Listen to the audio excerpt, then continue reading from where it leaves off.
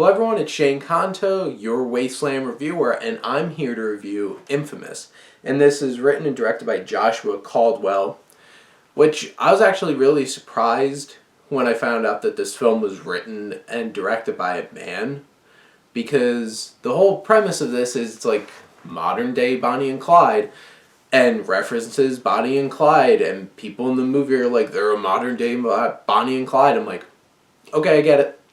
But really, what makes this different than Bonnie and Clyde is like Bonnie and Clyde, that there is an equal footing relationship there, and both characters had their complexities, but really this film focuses just on the woman, and played by Bella Thorne, who I was a little surprised that she's still acting in these kinds of movies because I thought she took a different career choice, but honestly, she was one of the better parts of this. She gives her best in terms of a performance here, and she can be a little unpredictable. She brings a little bit of that kind of energy to the film, but like her male counterpart is basically just written to be like an either no we can't do this or to yell shut up at her.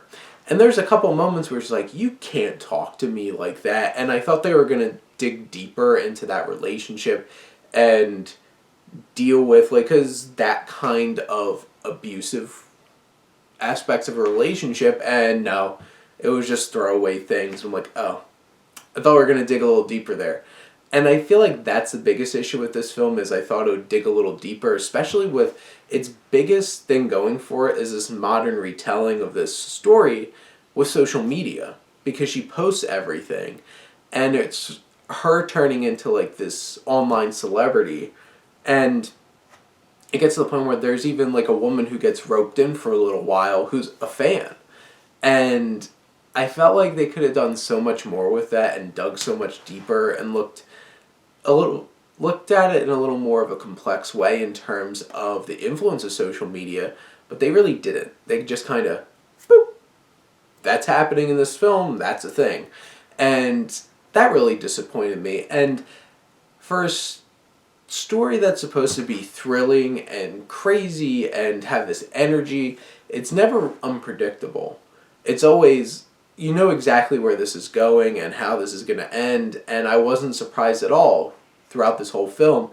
And I feel like that kind of betrays the energy of the film, because it's supposed to be this more ambitious, just running with it, crazy kind of vibe to it, where I thought it'd be more unpredictable. It kind of feels like it has a little bit of like Natural Born Killers kind of energy about it, but it never really grabs onto that in terms of a story and unpredictability.